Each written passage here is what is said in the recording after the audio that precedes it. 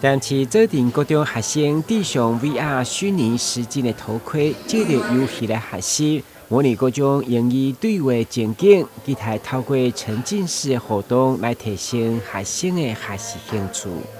游戏式的教学，认识单字。进行里面的操作，我们也不需要用到手把，所以就不怕同学在旁边乱挥打到别人。右上角的这个对话框是，等一下这位同学他要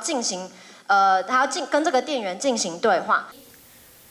对着偏向教学资源有限的学校来讲，科技教学的需求更加迫切。那有这样子的 AR 跟 VR 的一个学习的方式，那也透过扩增实境就是结合双语、结合科技我觉得可以让我们偏乡的孩子更能够有效的、快速的跨出这样子的一个场域的限制，这样对。像我们的校定课程，那我们的英语的这种加深加广的课程，甚至是社会领域的这种地理历史的这种课程，其实都可以很广泛的来运用这样子科技的融入，这样。伫淡市经济发展局甲教育局的指导，在地有线电视成功向国家发展委员会申请5G 人工智慧的创新应用补助计划，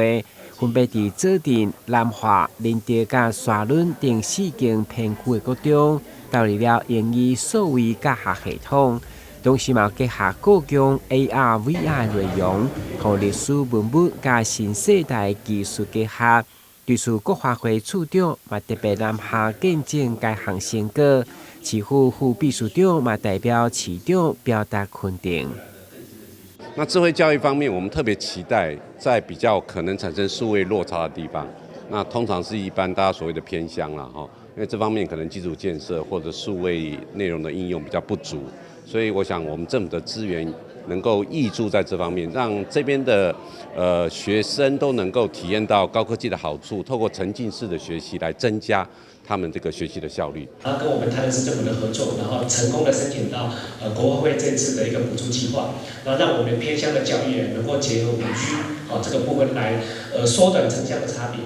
那当然这边也很感谢我们故宫也提供相关的历史文物的部分还有包括一些历史典藏，让我们的学生他们在学习上能够更丰富。这边都仅代表我们台南市市长黄伟哲来这边向大家致上最高的谢意。